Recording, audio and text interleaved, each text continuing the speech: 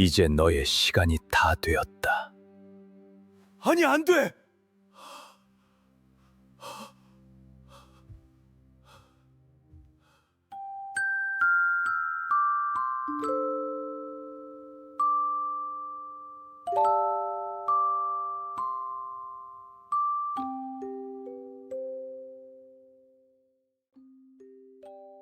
이제 너의 시간이 다 되었다.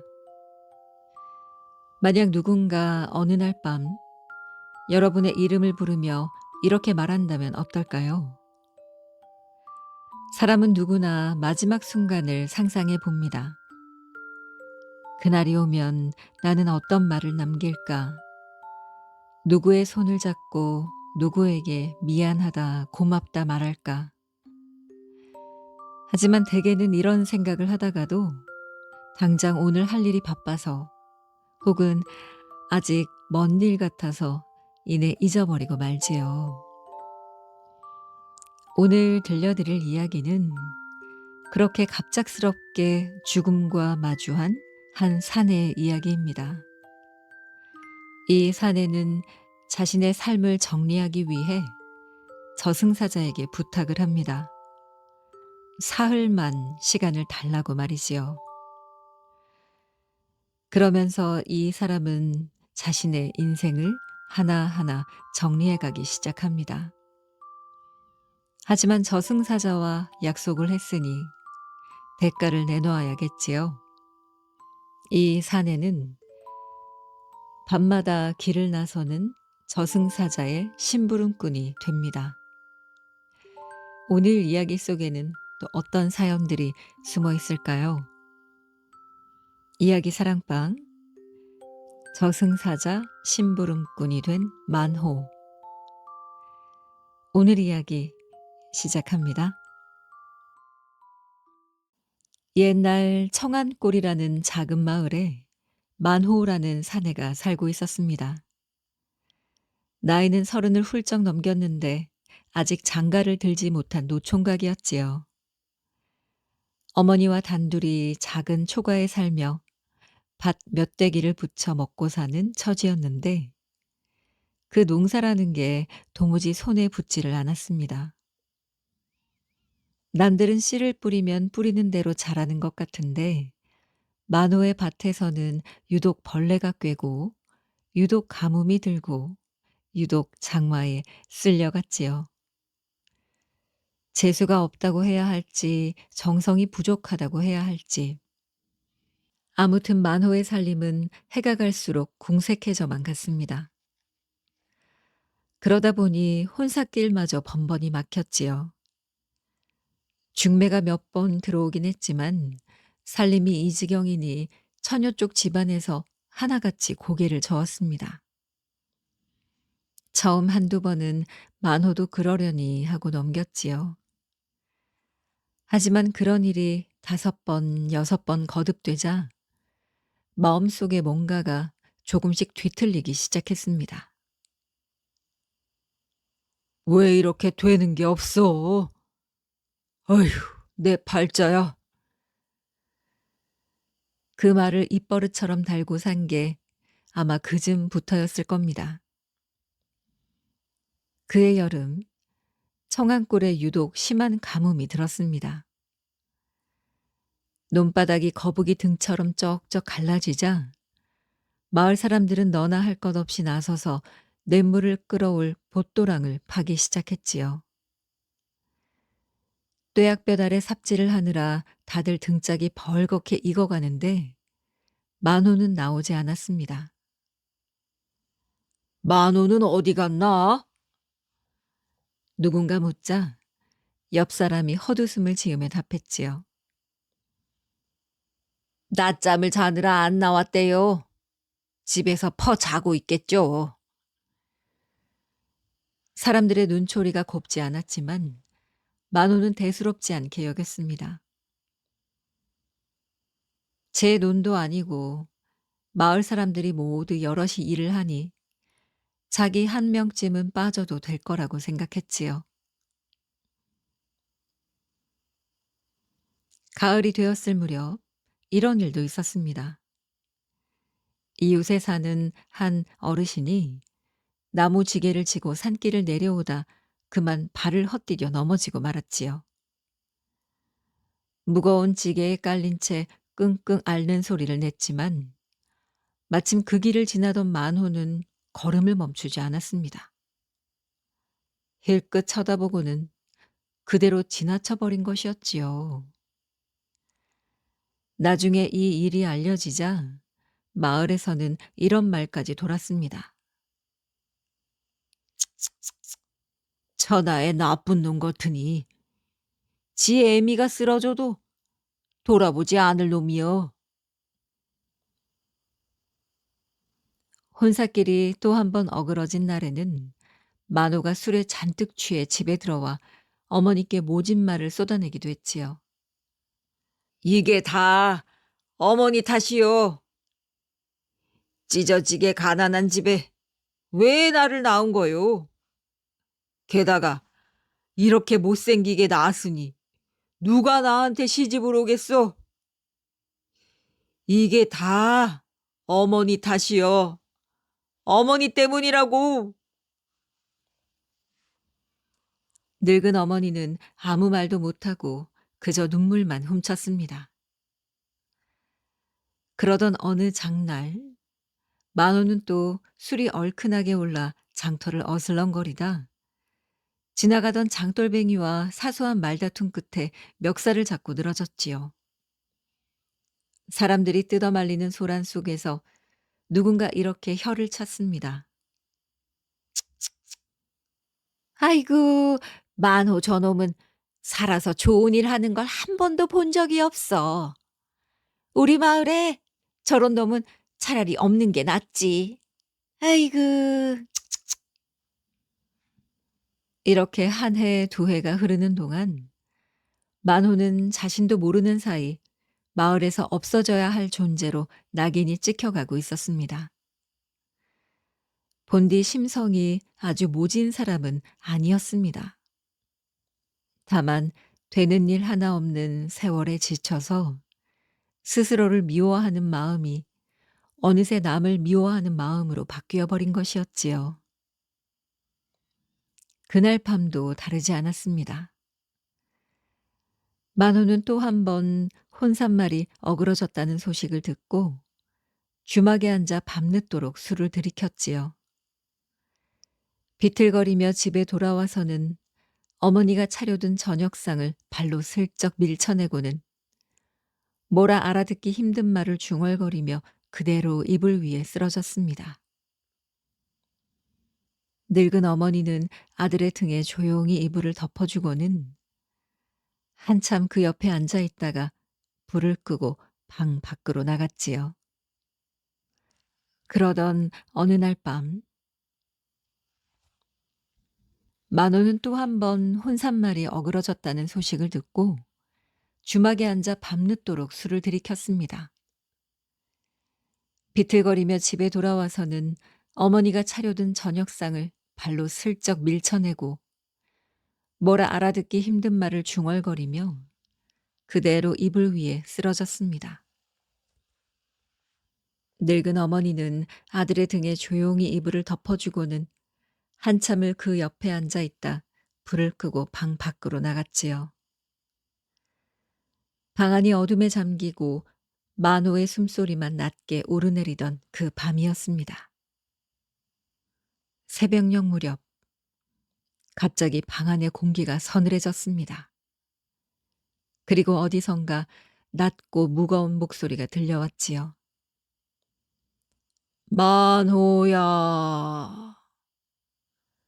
만호야, 박만호.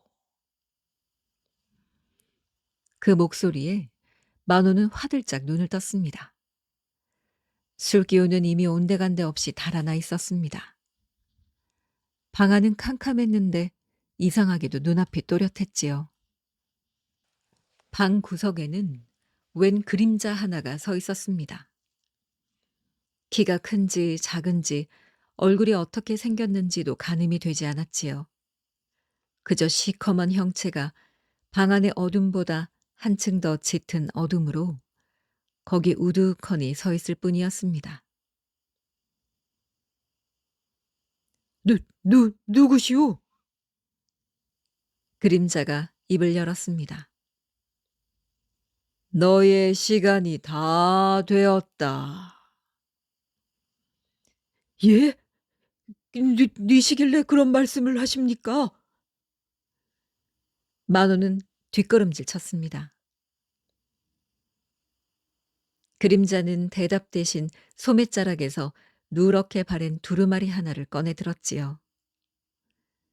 스르르 펼쳐지는 그 종이 위에 만호는 자신의 이름이 써 있는 것을 보았습니다. 이 명부에 네 이름이 적혀 있구나. 이제 너의 시간이 다 되었다. 만호는 온몸의 피가 발끝으로 쏠리는 듯한 느낌을 받았습니다. 내가 죽다니. 머릿속이 하얗게 비어버렸지요. 다음 순간 만호의 머릿속에는 지나온 30몇 해의 세월이 바람처럼 스쳐 지나갔습니다. 가장 먼저 떠오른 건 아주 어릴 적 기억이었지요. 아버지를 여의고 얼마 안 되었을 때 어머니의 손을 붙잡고 산길을 넘던 날. 자꾸 넘어지는 만호를 어머니가 등에 업고 그 힘든 길을 다 걸어 내려왔던 그 등에 따스했던 온기.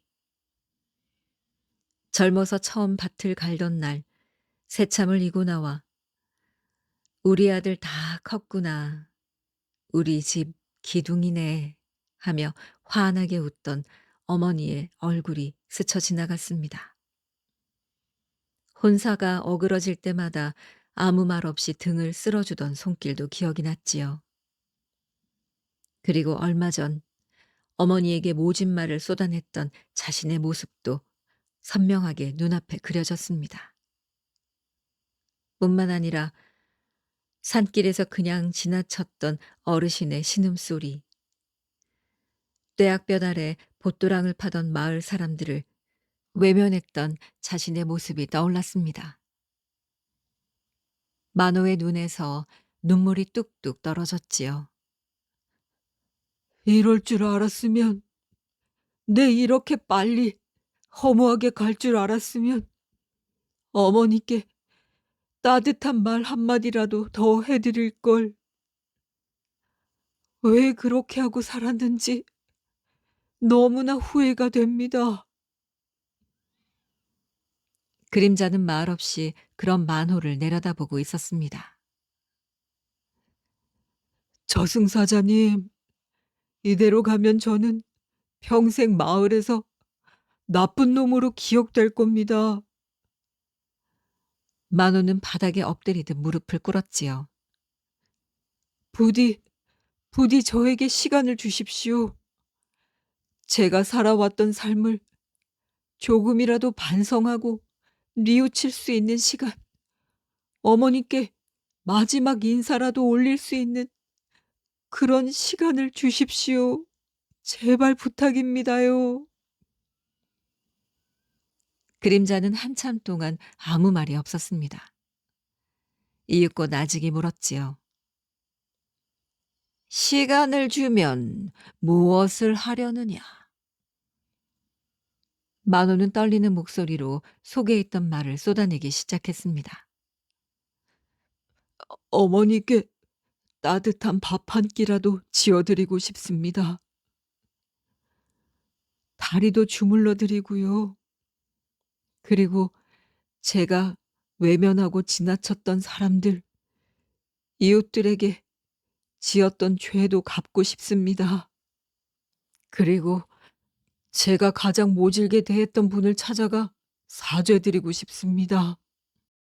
그래. 그렇다면 너에게 사흘의 시간을 주마. 하지만 조건이 있다. 네? 조건이요? 너에게 사흘의 시간을 주는 건 나의 재량으로 하는 일. 요즘 장부에 올라온 이름이 많아. 내 일이 너무나 고되고 힘들다. 네가 나를 도와 나의 심부름꾼이 되어야겠다. 예? 왜 못하겠느냐? 그렇다면 지금 당장 너를 데려가는 수밖에. 만호는 고민할 겨를이 없었습니다. 사흘의 시간을 벌어야 했기 때문이었지요. 예. 시키는 것 뭐든 다 하겠습니다. 저에게 사흘만 주십시오. 알았다. 넷째 날 새벽 닭이 울기 전 내 다시 찾아오겠다. 그 말을 끝으로 그림자는 방 안의 어둠 속으로 스며들듯 사라졌습니다. 만호는 한참 동안 그 자리에 그대로 앉아 있었지요. 창밖이 어슴풀에 밝아오고 있었습니다. 사흘, 단 사흘. 자신에게 남아있는 시간은 사흘이었습니다. 첫째 날, 날이 밝기도 전 만호는 자리에서 일어났지요. 창호지 문틈으로 아직 푸르스름한 새벽빛이 스며들고 있었습니다. 만호는 조용히 부엌으로 향했습니다. 평생 아궁이 앞에 앉아본 적이 없는 그였지요. 불씨를 살리고 쌀을 안치고 장작이 눅눅했는지 연기만 자욱하게 피어올라 눈물 콧물을 쏟으며 한참을 씨름했습니다. 어머니는 매일 이렇게 만호를 위해 밥을 지었겠지요. 모든 것이 서툴렀지만 만호는 이를 악물고 다시 불을 지폈습니다. 가마솥 뚜껑 틈으로 하얀 김이 오르고 구수한 밤 냄새가 부엌 안을 채울 무렵 마당에서 인기척이 들렸습니다. 어머니가 잠에서 깨어난 것이었지요. 부엌에 누구요? 만호냐? 아니, 이게 무슨 냄새야? 어머니는 부엌 문을 열어보고는 눈이 휘둥그레졌습니다. 아들이 아궁이 앞에 쭈그려 앉아 검댕을 잔뜩 묻힌 채로 밥을 짓고 있었으니까요. 어머니, 그동안 얼마나 힘드셨어요. 오늘은 제가 밥상을 올리겠습니다. 방에 들어가 계세요. 어머니는 놀란 얼굴로 아들의 얼굴을 가만히 들여다보았습니다. 밤사이 무슨 일이 있었는지 알 수는 없었지만 아들의 눈빛이 어제와 사뭇 다르다는 걸 느꼈지요. 어머니는 놀란 얼굴을 가시지 못했지만 만호의 말대로 방 안에 들어가 있었지요. 밥이 다 되고 만호는 서툰 솜씨로 남아 나물 몇 가지를 묻혀 밥상을 차렸습니다. 간이 좀 짜기도 하고 싱겁기도 했지만 어머니는 그 상을 보고 깜짝 놀랐습니다. 밥을 한술 뜨더니 눈시울이 붉어졌지요. 만호야, 맛이 참 좋구나. 어떻게 어미에게 밥상을 차려줄 생각을 다 했니? 정말 고맙다. 어머니, 제가 예전에 어머니께 못된 말을 늘어놓았지요. 죄송합니다. 이 못난 자식 용서해 주세요. 아니다, 만호야. 그게 무슨 말이야. 이 어미에게는 우리 만호가 이 세상에서 제일 귀하고 제일 멋진 아들이란다.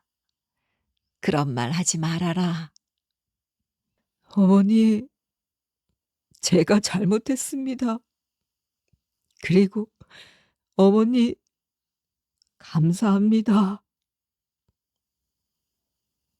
오래오래 건강하게 사셔야 해요. 아이고, 우리 아들 오늘 왜 이러나? 그래, 그래, 알았다, 만호야. 고맙다. 어머니, 오늘은 아무것도 하지 말고 그냥 쉬세요. 빨래도 제가 해오겠습니다. 아이고, 만호야. 너 오늘 왜 이러는 거야? 내가 해도 된다. 괜찮아. 아니에요, 어머니. 그동안 고생만 하셨잖아요. 오늘은 제가 집안일 다 하겠습니다. 아이고, 얘가 왜 안 하던 짓을 해? 그러면 나랑 같이 냇가에 가자. 냇가 가서 같이 빨래 할래?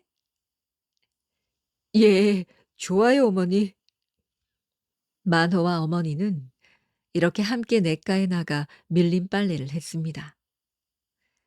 만호가 서투른 손으로 방망이질을 하다 옷에 물을 튀기자 어머니는 오랜만에 소리내어 웃었지요. 해질 무렵 두 사람은 마루에 나란히 앉아 지는 해를 바라보았습니다.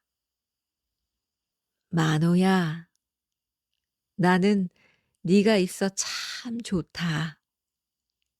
우리 아들. 어머니가 만호의 손을 잡아주었지요.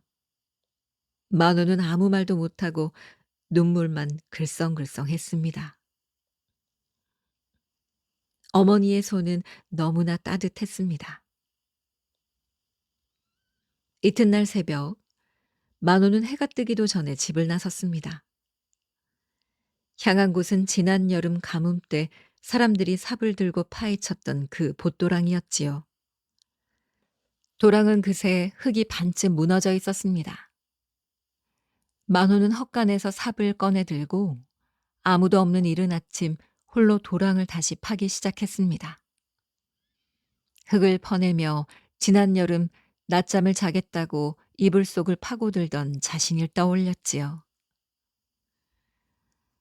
지금 보니 이 봇도랑은 온 마을이 함께 살기 위해서 팠던 길이라는 것을 깨달았습니다. 자신의 모습이 한없이 부끄러워졌습니다. 한참을 그렇게 혼자 흙을 퍼내고 있는데 지나가던 이장이 걸음을 멈추고 물었지요. 아니, 만호 자네, 여기서 뭐 하는 건가? 작년에 제가 안 나와서 못했던 몫을 이제라도 하고 있습니다. 흙이 무너졌더라고요. 이장은 잠시 만호를 물끄러미 보다가 말없이 고개를 끄덕이고는 지게를 내려놓고 함께 삽을 들었습니다. 두 사람이 힘을 합치니 도랑은 말끔히 정비되었습니다. 그 뒤 만호는 삼순네를 찾아갔습니다. 얼마 전 남편을 여인 삼순네는 혼자 떡방아를 찢느라 절국공이를 들고 낑낑대고 있었지요. 아이고, 만호 아닌가? 여기 웬일로 왔어? 만호는 두말 없이 소매를 걷어붙이고 방아를 거들었습니다. 방아를 다 찢고 나더니 이번에는 마당가에 반쯤 무너진 쌀이 울타리가 눈에 들어왔지요. 삼순네가 남편이 죽고 나서 혼자서 일을 해줄 사람이 없어 몇 달째 쌀이 울타리가 방치되어 있다는 이야기를 주막에서 얼핏 들은 적이 있었거든요. 그래서 만호는 삼순네를 찾아온 것이었습니다. 저것도 제가 대신 손봐드리지요. 만호는 뒷산에서 쌀이대를 베어다 날라 해가 뉘엿뉘엿 할 때까지 서투른 솜씨로나마 울타리를 엮었습니다.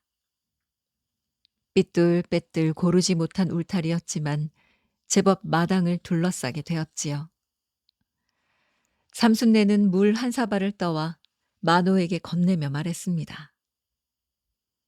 만호 총각, 고맙네. 아유, 아닙니다. 제가 더 잘 우리 마을 사람들을 보살펴야 했는데 후회가 되네요. 아니, 그게 무슨 말인가? 아닙니다. 고맙습니다. 물 잘 마셨습니다. 해질녘 돌아오는 길에 만호는 장터에서 지난 장날 멱살잡이를 했던 장돌뱅이와 마주쳤습니다. 그날 일 내가 취해서 자네한테 몹쓸 짓을 했네. 미안허이. 장돌뱅이는 뜻밖이라는 듯 눈을 끔뻑이다가 이내 피식 웃으며 손을 내밀었지요. 뭘 다 지난 일을 가지고. 그런데 자네 눈빛이 좀 달라졌네. 허허. 그런가? 그날 저녁 마을에는 이상한 소문이 돌기 시작했습니다. 만호가 하루아침에 딴 사람이 되었다는 이야기였지요. 마지막 날, 만호가 향한 곳은 어르신의 집이었습니다. 지난 가을, 지게에 깔려 신음하던 어르신을 그냥 지나쳤던 만호. 사실 만호의 가슴 속에도 그날 일이 무겁게 남아 있었습니다. 마당에 들어서자 어르신은 지팡이를 짚고 마루에 나와 있었지요. 만호는 그 앞에 무릎을 꿇었습니다. 어르신, 죄송합니다. 그날 제가 어르신을 보고 그냥 지나쳤습니다. 그때 얼른 손을 내밀었어야 했는데 정말 죄송합니다. 뒤늦게라도 이렇게 사죄드리고 싶었습니다. 어르신은 한참을 말없이 있었지요. 그러다 마루를 툭툭 두드리며 나직이 말했습니다. 이리 와, 앉게나. 만호가 조심스럽게 곁에 앉자 어르신은 지난 이야기를 꺼냈지요. 그날 나는 자네가 너무나 원망스럽고 서운했었네. 어찌 사람이 그리 매정할 수 있나 생각했지. 허나 사람이 살다 보면 마음이 굳어버리는 때가 있는 법이지. 나도 젊어서 그런 시절이 있었기에 이해했다네. 지금 자네가 이렇게 찾아와 용서를 구하는 걸 보니 굳었던 마음이 다 풀리는구먼. 어르신은 만호의 어깨를 가만히 두드려 주었습니다. 됐네. 이제 그만 일어나게. 만호의 눈에서 눈물이 흘러내렸습니다. 가장 무거웠던 마음의 짐을 겨우 내려놓는 순간이었습니다. 해질녘, 천천히 집으로 향하는 길에 만호는 노을이 마을을 붉게 물들이는 걸 바라보며 생각했습니다. 이렇게 살았어도 좋았을 것을. 집으로 돌아온 만호는 마지막으로 어머니와 저녁을 함께 했습니다. 사흘 전과 달리 이제 어머니의 얼굴에는 평온한 미소가 어려 있었지요. 아들이 왜 갑자기 이렇게 변했는지 굳이 캐묻지 않았습니다. 그저 오랜만에 되찾은 아들의 다정함을 가만히 누렸지요. 저녁상을 물리고 만호는 평소와 달리 어머니의 이부자리를 손수 펴드리고 어머니의 아픈 다리도 주물러 드렸습니다. 오늘도 애썼다 우리 아들. 어서 가서 자거라. 예, 어머니 주무시는 거 보고 건너가겠습니다. 만호는 잠든 어머님의 얼굴을 한참 들여다보았습니다.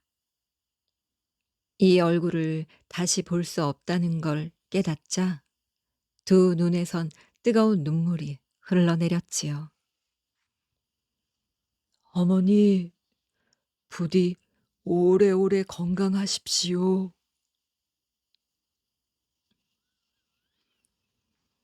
방에 돌아온 만호는 잠을 잊지 못했습니다.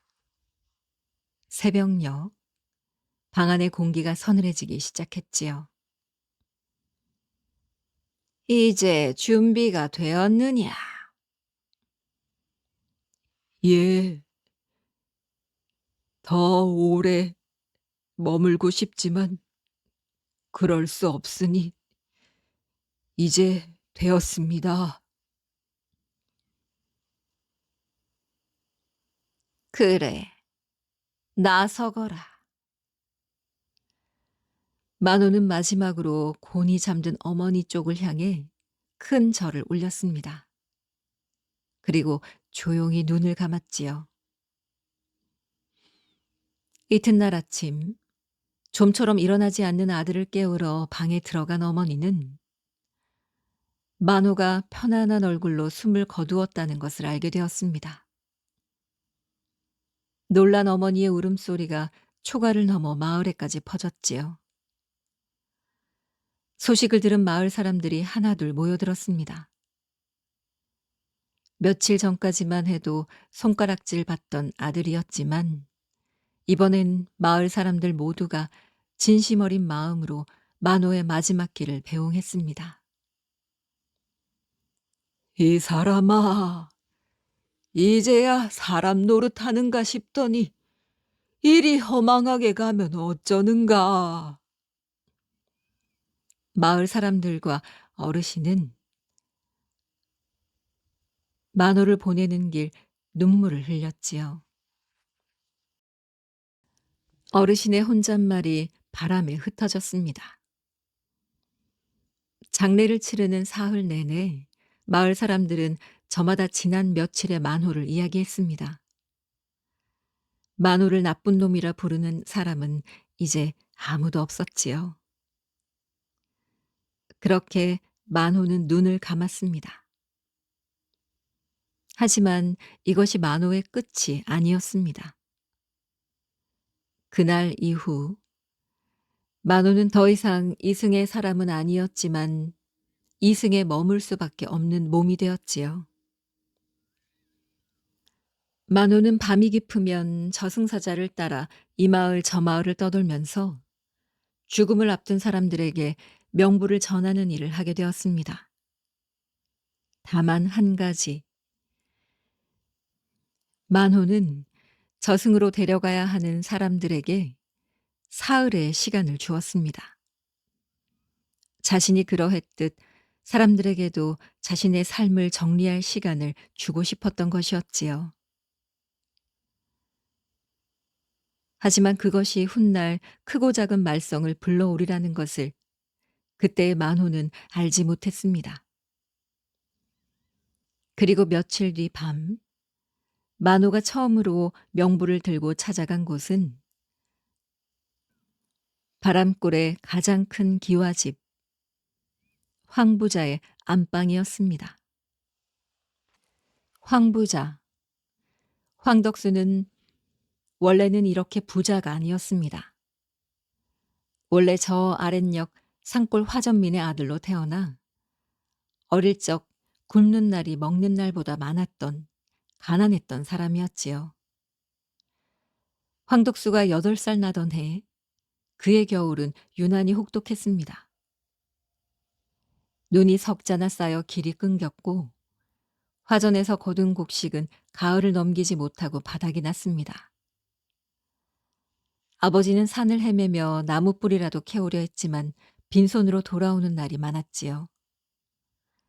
어린 동생들이 먼저 시름시름 앓기 시작했습니다. 뼈만 남은 몸으로 이불 속에서 가쁜 숨을 몰아쉬던 동생은 그해 겨울을 넘기지 못했습니다. 형아, 나 배고파. 그것이 동생이 남긴 마지막 말이었습니다. 이듬해 봄, 아버지마저 몸져 누웠다 그대로 눈을 감고 말았지요. 어머니와 단둘이 남은 덕수는 그날 이후 마음속에 하나의 다짐을 새겼습니다. 절대로, 절대로 굶어 죽지 않겠다. 그 다짐이 그의 평생을 이끌었지요. 남의 집 머슴살이부터 시작해 잠을 줄여가며 품삯을 모으고 그 돈으로 장사를 시작했습니다. 장사가 잘 되어 제법 큰 돈을 모았지요. 그리고 바람골로 흘러들어와 땅을 사고 땅을 불려 이 마을의 큰 부자가 된 것이었습니다. 하지만 재물이 쌓일수록 황덕수의 인정도 함께 메말라 갔습니다. 흉년이라고? 그건 내 알 바 아니고. 소장료는 한 톨도 깎아줄 수 없소. 소작인들이 무릎을 꿇고 사정해도 덕수의 대답은 한결같았지요. 아이들이 배를 고른다는 하소연에도 그는 눈 하나 깜짝하지 않았습니다. 나도 그리 컸소. 누군 뭐 처음 날 때부터 부자였는 줄 아오.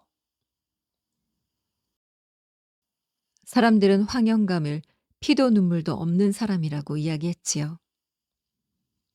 아이고, 저 영감탱이. 저승 갈 때 저 재물 다 들고 갈 건가? 어쩜 저렇게 못됐누? 덕수에게는 아들이 셋 있었습니다.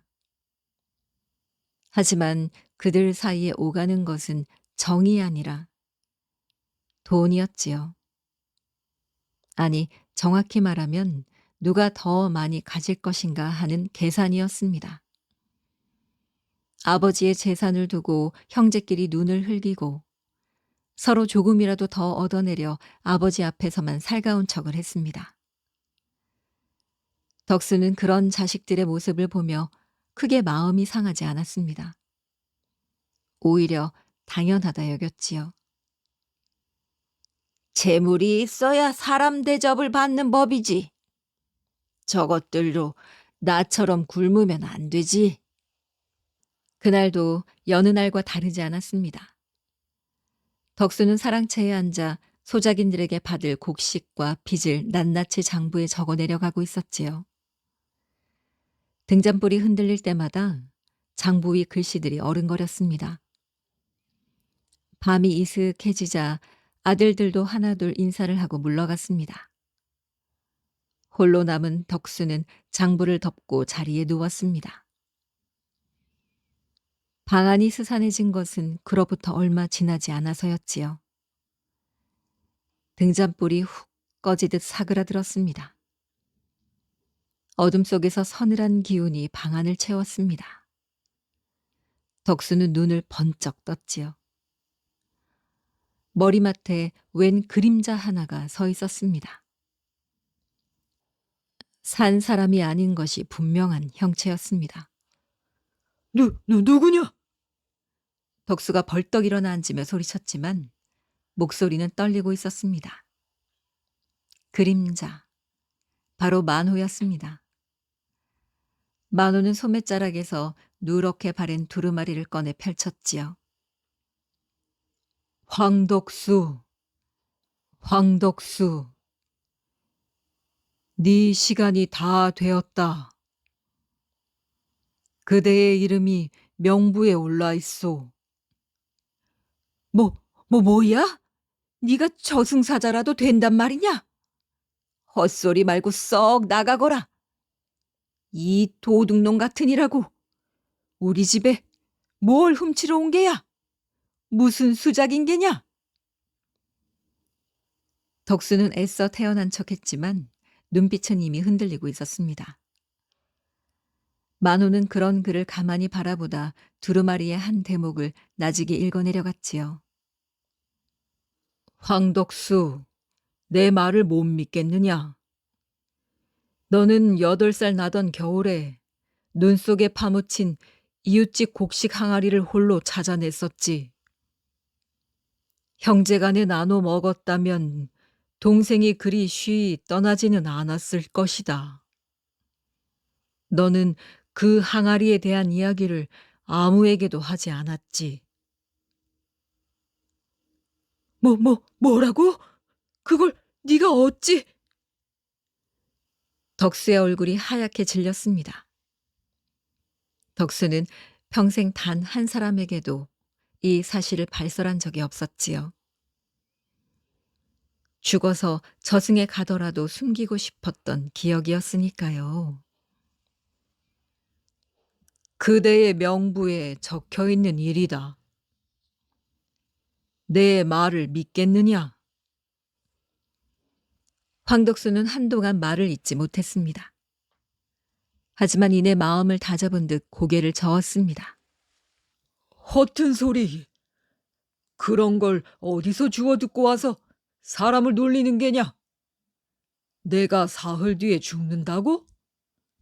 웃기는 소리. 나는 아직 정정하다.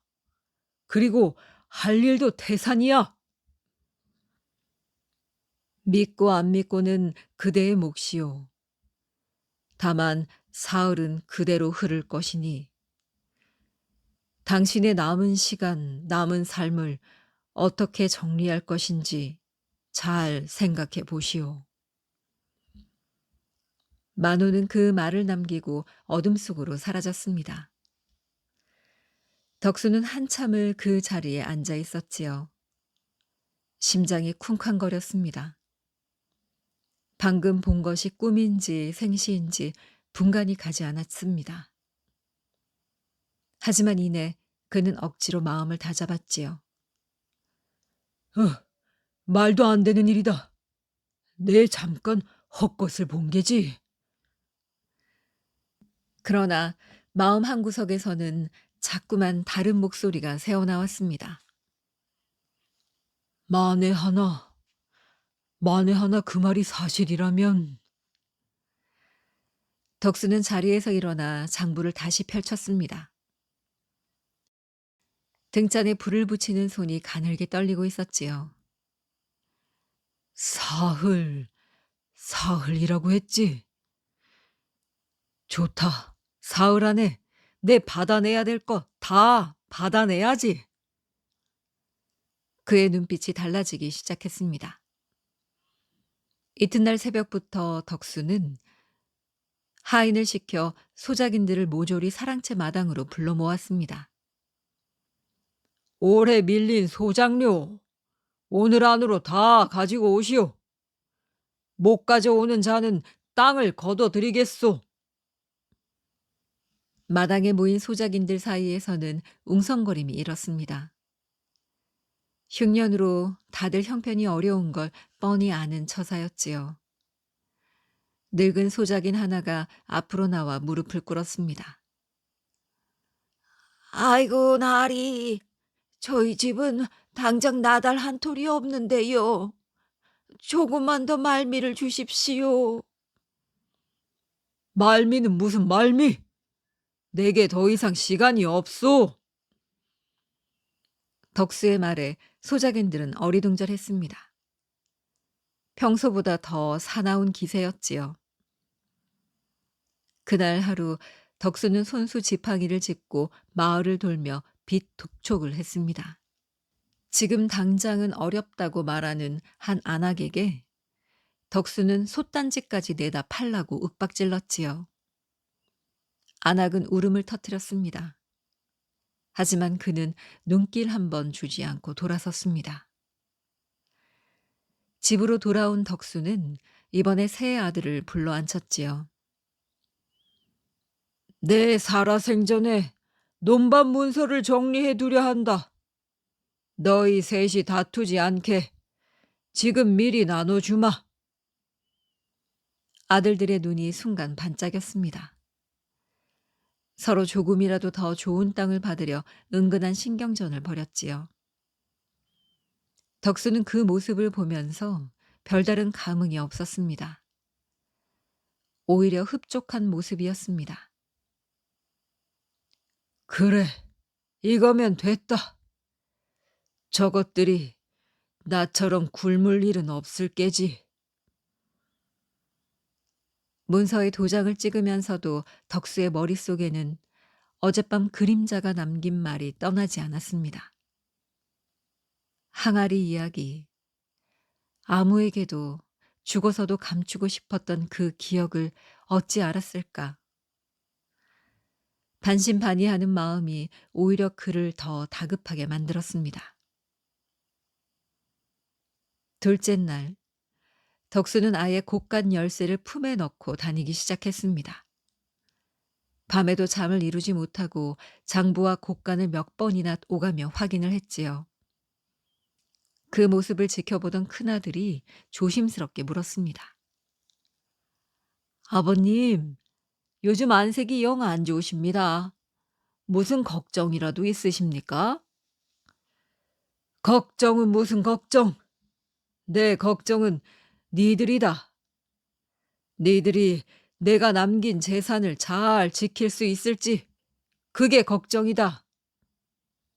배골치 않고 떵떵거리며 살 수 있는지 말이다.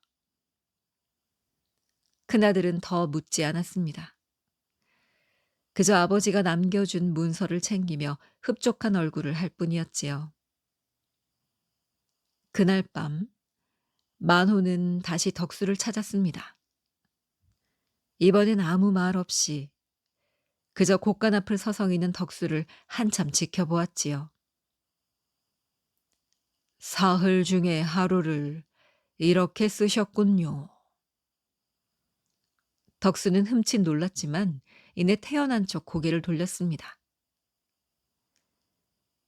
내일에 상관하지 마라. 사흘? 차.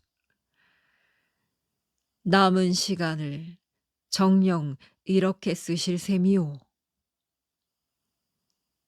아니 그럼 대체 어쩌란 말이냐?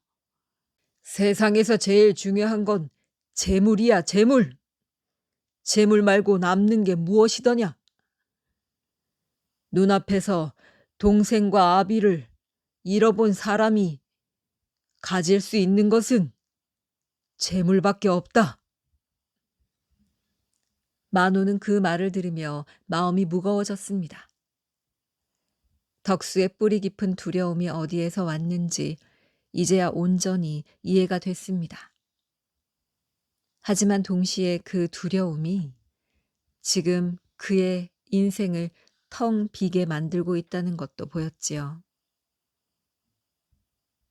허나 그대의 가족들이 진정 원하는 것이 재물뿐이겠소.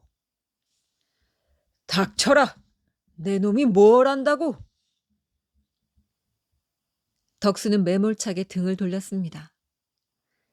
만호는 더 말을 잇지 못한 채 그저 씁쓸한 얼굴로 어둠 속에 몸을 숨겼습니다. 내가 준 시간이 누군가에겐 독이 될 수도 있구나. 셋째 날, 덕수는 마지막 남은 소작인들의 빚까지 남김없이 받아냈지요. 그러고는 지친 몸을 이끌고 곳간 앞에 앉아 열쇠를 꼭 쥐고 해가 지는 것을 바라보았습니다. 밤이 깊었습니다. 이제 마을에서 그에게 진 빚은 남김없이 거둬들였습니다. 세 아들에게도 논밭 문서를 확실히 나눠주었지요. 만일 오늘이 마지막이라고 해도 할 일은 다 끝낸 셈이었습니다. 그런데 왠지 마음 한구석이 허전했습니다. 이상한 일이었습니다. 평생 바라던 대로 고가는 그득했고 자식들의 앞길도 확실히 다져놓았는데 어째서 이렇게 텅 빈 기분이 드는지 알 수가 없었습니다. 문득 고개를 들자 마당 저편에 만호가 서 있었지요. 이제 그대의 시간이 다 되었소. 덕수는 천천히 고개를 끄덕였습니다. 이제 더 이상 부정하지 않았습니다. 덕수는 열쇠를 쥔 손에 힘을 주었습니다. 그리고 조용히 눈을 감았습니다. 이튿날 덕수는 곳간 열쇠를 쥔 채 툇마루에서 싸늘하게 식어있는 모습으로 발견되었지요. 소식을 들은 세 아들이 황급히 달려왔지만 그들의 첫마디는 아버지를 향한 애도가 아니었습니다. 나머지 재산들은 다 나눠주신 게 맞지? 곳간 열쇠를 두고 형제간에 잠시 실랑이가 벌어졌지요. 장례를 치르는 사흘 동안 문상객들의 발길도 뜸했습니다.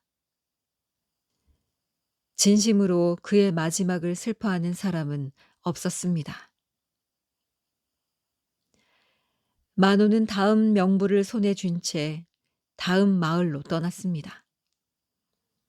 산길을 넘어 향한 곳은 외딴 산기슭이었지요. 그곳엔 사람 발길이 뜸한 오두막 한 채가 있었고 그 안에는 홀로 사는 사냥꾼 하나가 짐승 가죽을 손질하고 있었습니다. 그곳에 갑출이라는 사내가 홀로 살고 있었습니다. 40줄에 접어든 갑출은 원래 청안골 사람이었지요.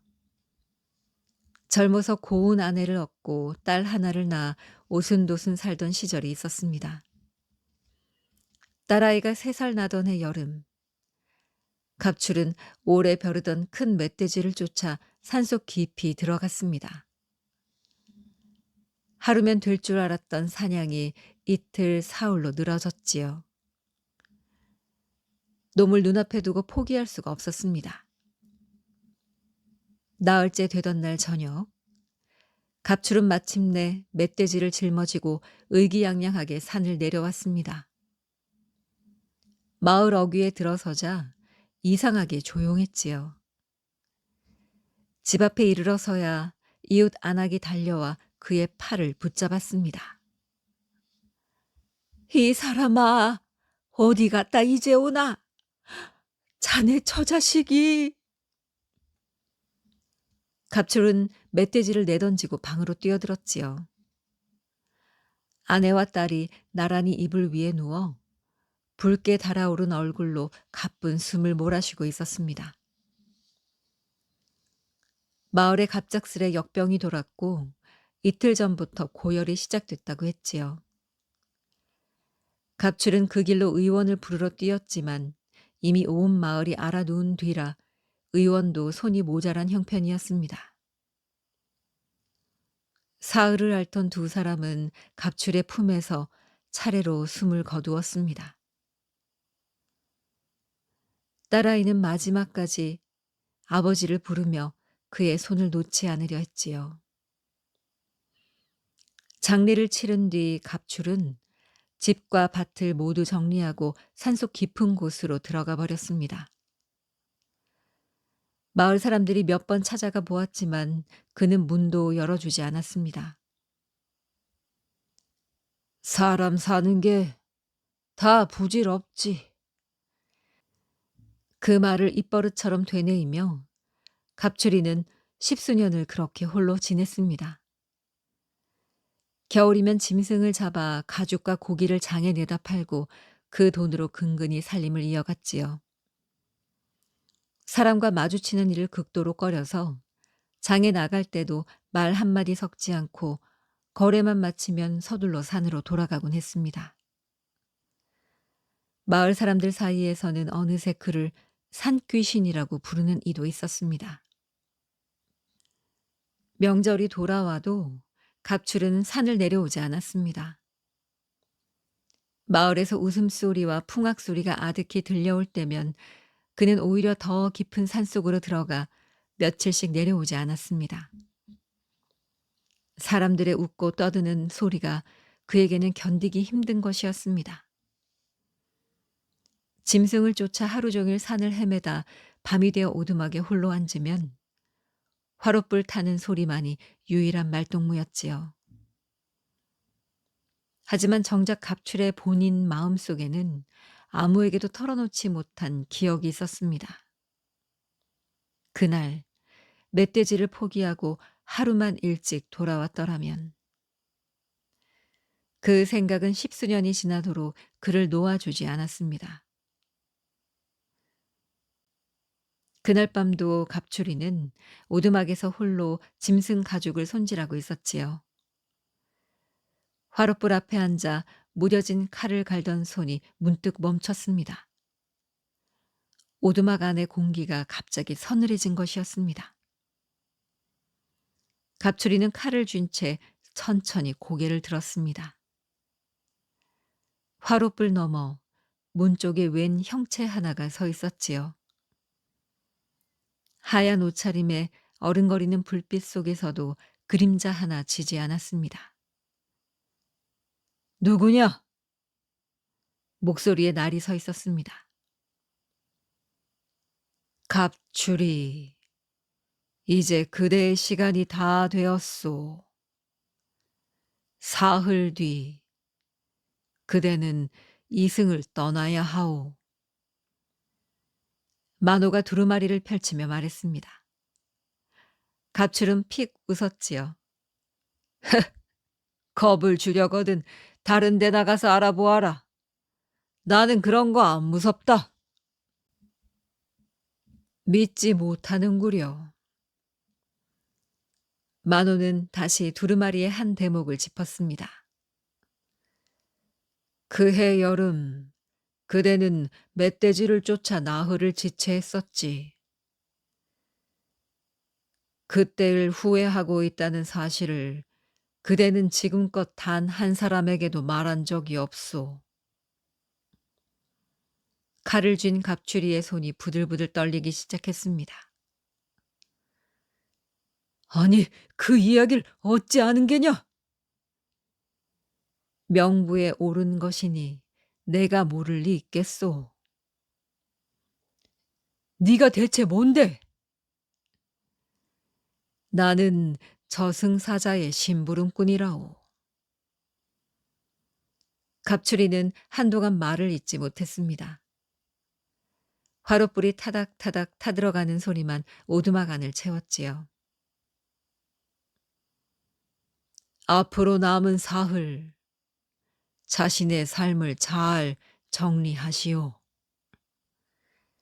갑추리는 다시 칼을 갈기 시작했습니다. 정리할 게 뭐가 있나? 나는 이미 10수년 전에 다 정리했다. 사람도, 정도, 미련도.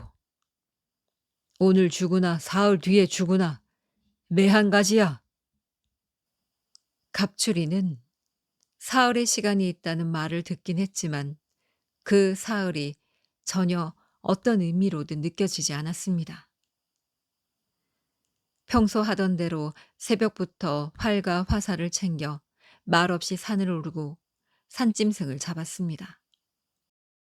그 모습을 보며 만호는 안타까운 마음이 들었습니다. 마을 사람들에게 인사를, 그리고 아내와 딸의 무덤 앞에 가서 인사를 해야 하는 것이 아닌가 하는 생각이 들었습니다.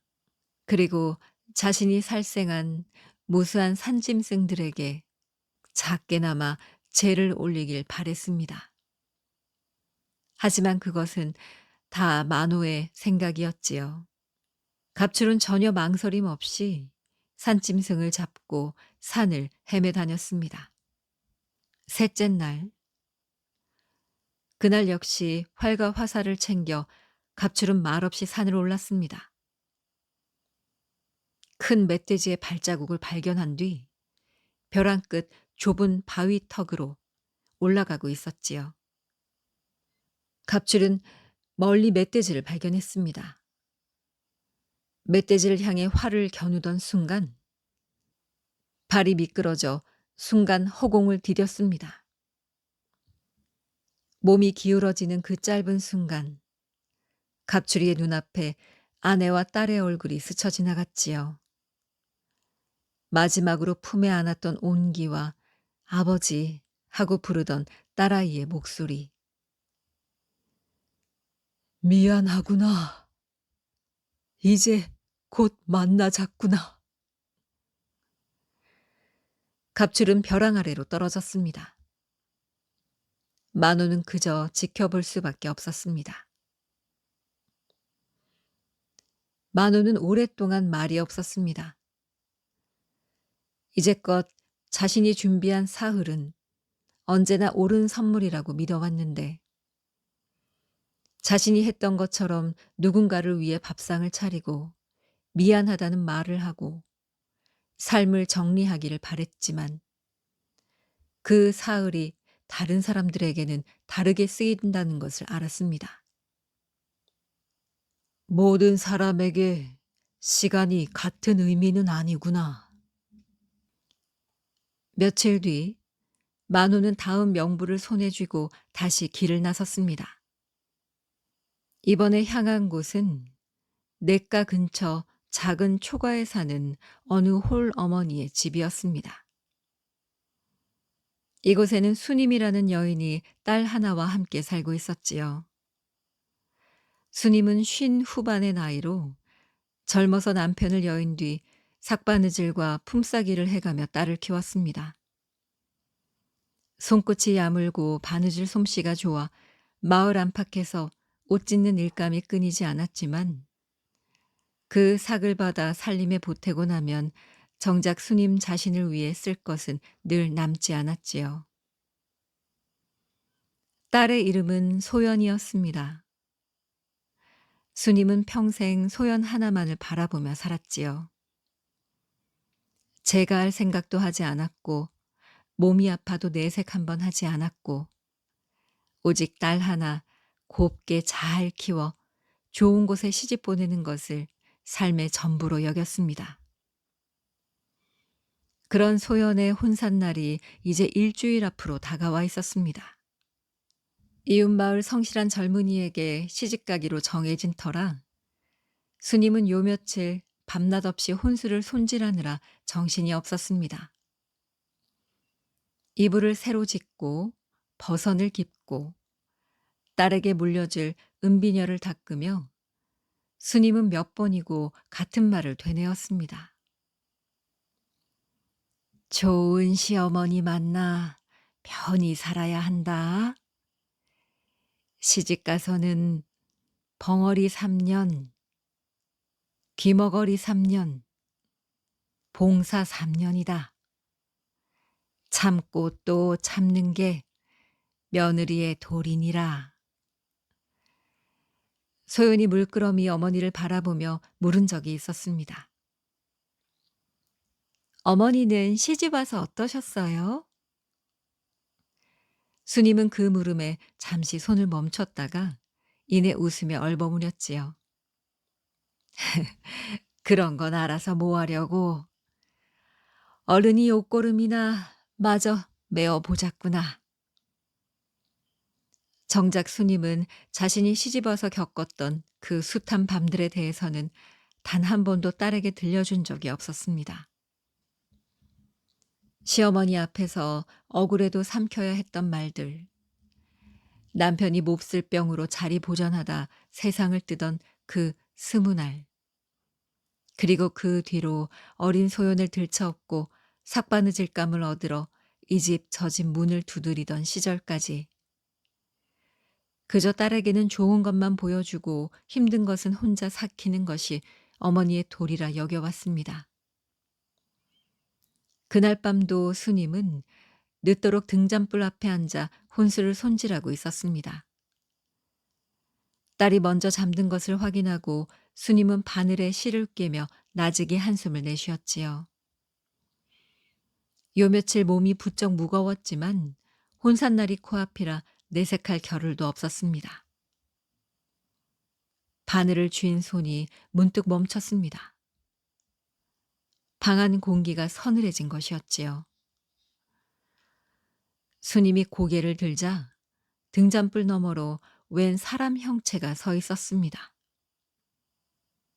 하얀 옷을 입었는데도 그림자가 지지 않는 산 사람이 아닌 게 분명한 모습이었지요. 수님은 순간 딸이 깰까 저도 모르게 목소리를 낮췄습니다. 뉘신지요? 최순임. 그대의 시간이 다 되었소. 만호의 말에 수님은 처음에 무슨 말인지 알아듣지 못하는 얼굴이었습니다. 만호는 두루마리의 한 대목을 나직히 짚어주었지요. 시집 온 첫 해 겨울, 그대는 시어머니 몰래 자신의 유일한 패물이던 은가락지를 팔아 굶주린 이웃집 아이들에게 죽을 쑤어 먹였었지. 그 일을 그대는 지금껏 남편에게도 딸에게도 말한 적이 없었소. 수님의 눈이 커졌습니다. 그것은 수님 자신도 오래전에 잊었다 여겼던 일이었지요. 아니, 어찌 그런 것까지. 그대의 이름이 명부에 올라와 있소. 이제 사흘의 시간밖에 남지 않았다오. 그제야 스님의 얼굴에서 핏기가 가셨습니다. 사흘이라는 말이 비로소 무겁게 다가왔지요. 스님은 자기도 모르게 곁에 잠들어 있는 딸을 돌아보았습니다. 저는 괜찮습니다만, 다만, 목소리가 떨려왔습니다. 제 딸아이 혼산날이 이제 일주일 남았습니다. 사흘 뒤라면 이 아이 시집 가는 것도 못 보고 눈을 감는단 말씀이지요. 제발 저 아이 시집 가는 날만이라도, 부디 그때까지만이라도 곁에 있게 해주십시오. 만호는 그날 밤 저승사자를 찾아갔습니다. 수님의 사정을 낱낱이 전하며 수님에게 시간을 달라고 부탁했지요. 본디 정해진 명부의 날은 함부로 늘릴 수는 없다. 이미 네가 사흘의 시간을 주지 않았더냐. 저승사자의 목소리는 단호했습니다. 하지만 만호는 거듭 매달렸지요. 이윽고 짧은 한숨과 함께 답이 돌아왔습니다. 이번 한 번뿐이다. 그렇게 얻어낸 하루로 수님은 첫째 날을 딸과 함께 혼수를 마저 손질하며 보냈습니다. 이불깃을 감추던 손을 몇 번이고 멈추고 지난 세월 이야기를 꺼내려 했지요. 그러나 막상 얘야, 이 어미가 시집 왔을 적엔 말이야 하고 운을 떼려 하면 목이 메어 그 다음 말이 나오지 않았습니다. 소요는 그런 어머니를 보며 그저 요즘 혼사 준비로 지치신 모양이라고 여길 뿐이었지요. 대신 수님은 이불깃을 여미며 나직이 이런 말들을 흘려 보냈습니다. 살다 보면 서러운 날도 있을 거야. 그럴 땐 꾹 참지만 말고 마당에 감나무 아래 가서 실컷 울고 오너라. 나도 그랬단다.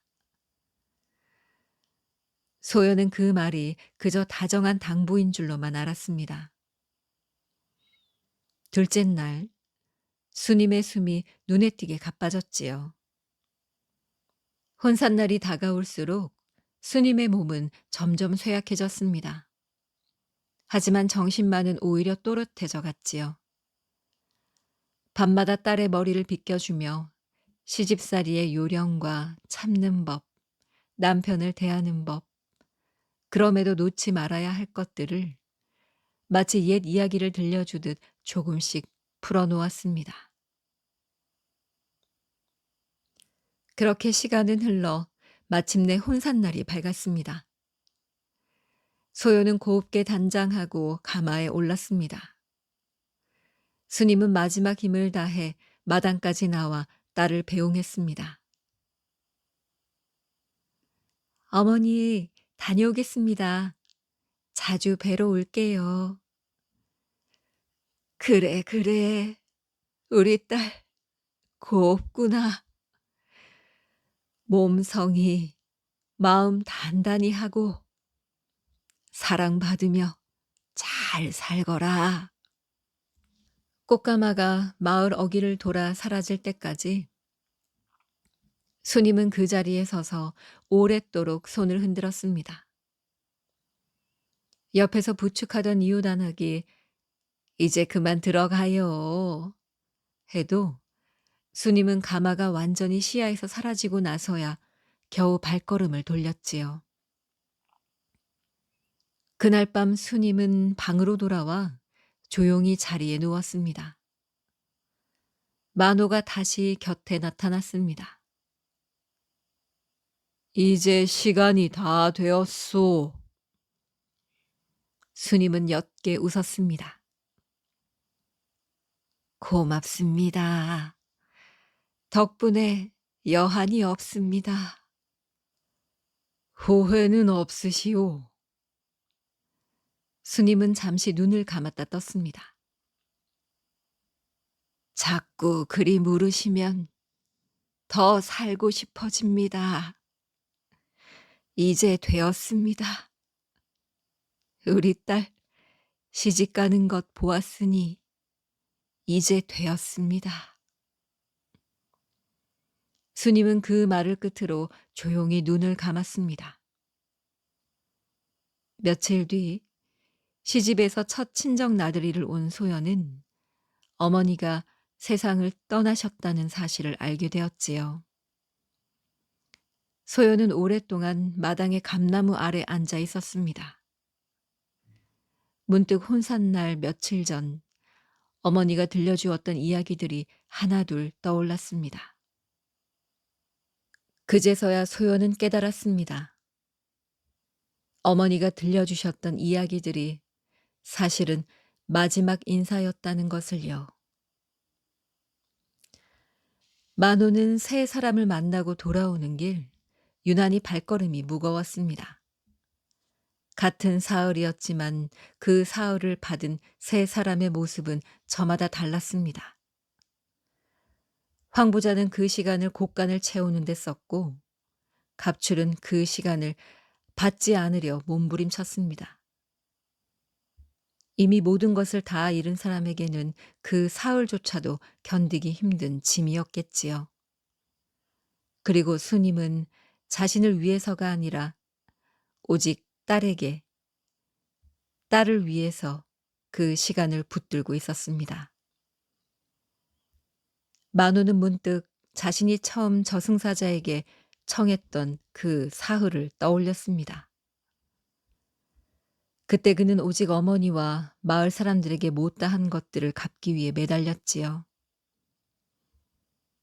사람마다 사흘이, 마지막 사흘이 이렇게 다를 수 있구나 다시 한번 느꼈습니다.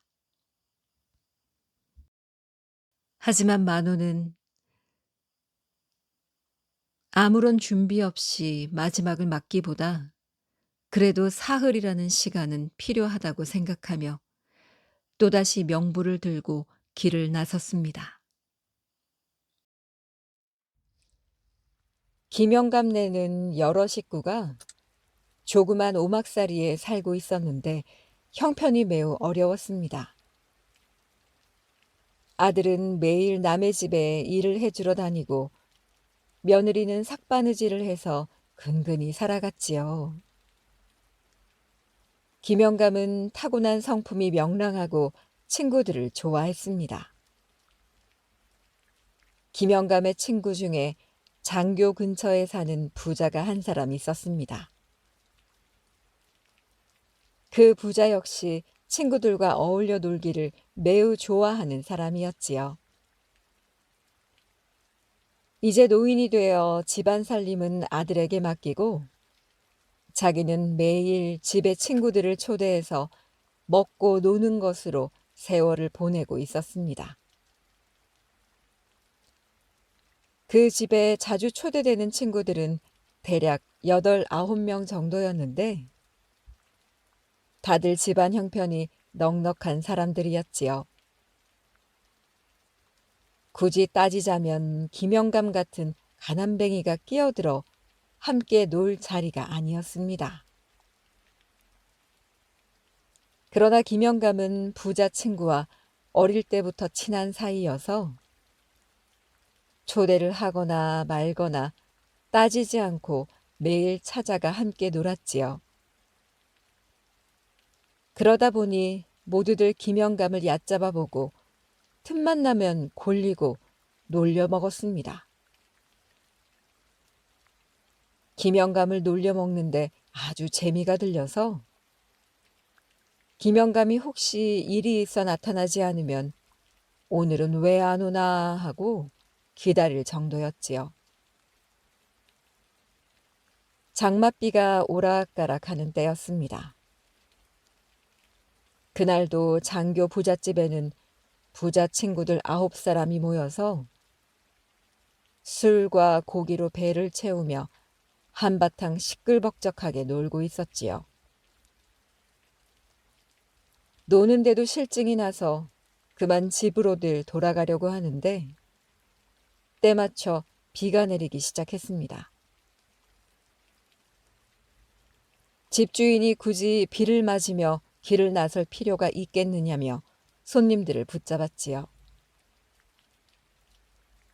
다시 모여 앉아 이런저런 이야기들을 나누나 보니 또 슬그머니 김영감을 놀려먹고 싶어졌지요. 한 사람이 먼저 김영감 몰래 다른 친구들에게 눈을 꿈쩍거리면서 앞으로 나앉아 입을 열었습니다. 여보게, 김영감.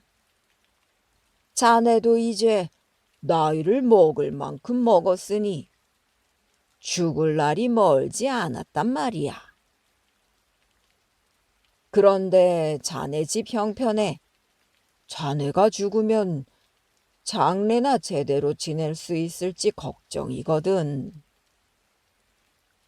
관도 사야 하고 문상객도 대접해야 하고 상주들이 입을 상복도 만들어야 하고 관을 메고 산에 묻으러 갈 일꾼들도 구해야 하고 말이야. 이것저것 엄청난 비용이 들 게 아닌가. 그러니 말이 나온 김에 지금 이 자리에서 우리가 그 비용을 나누어 내기로 약속을 해놓기로 하세. 그 말을 들은 김영감이 감격한 듯 대꾸했지요. 자네들이 이처럼 내가 죽은 뒤의 일까지 걱정해주니 고마울 따름일세. 그러자 다른 한 친구가 나서서 말했습니다. 우리가 이렇게 매일 모여서 정답게 노는 터에 그 정도도 못 해주겠나? 그런데 그러려면 우선 장례 비용이 얼마나 들지 그것부터 계산해 봐야지. 시체를 넣는 관만 해도 크기에 따라 값이 많이 차이가 나는 법인데 관의 크기는 죽은 사람 염을 해봐야만 알 수 있단 말이지. 그러니 지금 우리가 가짜로 대강 염을 해보아서 관 크기만이라도 알아놓는 게 어때? 나머지 친구들은 그 친구의 말이 끝나기가 무섭게 재미있어 죽겠다는 표정으로 다투어 맞장구를 쳤습니다. 자네 말이 옳네, 옳아. 옛말에도 길고 짧은 것은 대봐야 안다고 했으니 말이야. 자, 어서 수건하고 끈을 가져오라고. 부자 친구들은 다짜고짜 달려들어 김영감을 땅바닥에 잡아뜨렸지요. 김영감은 여러 사람의 힘에 눌리기도 했지만 친구들이 또 짓궂은 장난을 시작한다고 생각하고 시키는 대로 가만히 있었습니다. 집주인이 곧 안방으로 들어가 큼지막한 호디불과 허리끈 여러 개를 가지고 왔습니다. 부자 친구들은 김영감을 냉큼 들어다가 호디불 한가운데 눕혔지요. 그리고 호디불 양쪽 가락을 끌어당겨 김영감의 몸을 감싸놓고는 허리끈으로 발목부터 목까지 차례로 온몸을 묶었습니다. 그래 놓으니 김영감은 정말로 염을 해놓은 시체처럼 보였지요. 부자 친구들은 그 모양이 우습다고 서로 손가락질을 해가며 낄낄거리고 웃었습니다. 아이고 아이고, 곡하는 흉내도 내고 큰 절을 하는가 하면 술잔을 올리는 신용도 했지요. 그런 짓을 할 때마다 한바탕 배꼽을 쥐고 웃는 것이었습니다. 웃는데도 실증이 날 만큼 되어서야 이제 그만 풀어주자 하고 김영감을 묶어놓은 허리끈들을 풀기 시작했지요. 자네 덕분에 실컷 웃었네. 어서 일어나. 술이나 한 잔 받게. 너무 웃어서 배가 다 출출하구먼. 주인더러 한상 차리래서 또 한바탕 먹고 노세나. 한마디씩 하면서 묶어놓은 끈들을 푸는데 뭔가 낌새가 이상했습니다. 김영감이 아무런 대꾸도 없을 뿐 아니라 손끝 하나 움직이지 않는 것이었지요. 모두들 당황해서 허둥지둥 묶은 것을 풀고 호디부를 벗겼습니다. 그러고는 모두 얼굴빛이 노랗게 질리고 말았습니다. 김영감의 얼굴이 정말 죽은 사람처럼 새파란 데다 온몸이 뻣뻣한 것이었지요. 다급히 코 밑에 손을 대보았지만 숨조차 쉬지 않았습니다. 아니, 이거 정말 숨이 넘어간 거 아닌가? 큰일 났네. 어서 청심환이라도 갈아 먹여보세. 9사람이 한꺼번에 달려들어 김영감의 온몸을 주무르고 입을 억지로 벌려 약물을 흘려놓고 야단법석을 떨었지만 살아날 기미가 보이지 않았지요. 그러자 서로서로 원망하는 말이 나오기 시작했습니다. 애초에 이런 장난을 하자고 한 사람이 잘못이야. 할 때는 다 같이 해놓고 왜 나한테만 떠미나? 자네가 목을 묶을 때 너무 힘을 줬어. 못 먹어 빌빌하는 가난뱅이가 무슨 힘이 있다고. 그냥 꽉 묶었으니 꼼짝 못하고 숨통이 막히지. 내가 요새 신경통으로 팔을 잘 못 쓰는 거 자네들도 알지 않나? 그런데 무슨 힘으로 세게 묶는단 말인가? 아마도 발목부터 차근차근 묶어 올라오는 사이에 기가 꽉 막혔을 거네. 하여간 우리가 사람을 죽였으니 이 노릇을 어쩌면 좋겠나? 모두들 코를 빠뜨리고 앉아서 걱정이 태산 같았습니다. 그런데 김영감은 정말 죽었을까요? 그건 아니었습니다. 온몸이 꽁꽁 묶여 피가 통하지 않은 채로 시간이 지체되는 바람에 잠시 기절을 했을 뿐이었습니다. 그러다가 묶은 것이 풀리고 온몸을 주물러 주니 다시 피가 통하면서 차츰 정신이 들었지요. 하지만 무슨 생각이 들었는지 꼼짝 않고 누워 있었습니다. 마침내 한숨만 땅이 꺼지게 내쉬고 앉아있던 부자 친구들 중에서 한 사람이 입을 열었지요. 그나저나 김영감 집에 이 일을 알려야 하지 않겠나? 김영감은 그제야 아무것도 모르는 식구들이 놀라고 슬퍼하겠구나 싶어서 큰 숨을 내쉬며 몸을 약간 뒤척였습니다. 부자 친구들이 놀라고 반가워한 것은 말할 것도 없었지요. 모두 달려들어 김영감의 손도 잡아보고 얼굴도 쓰다듬으면서 말하였습니다. 자네, 이제 정신이 드나? 예끼 이 사람, 우리 모두 놀라서 간이 다 녹았네.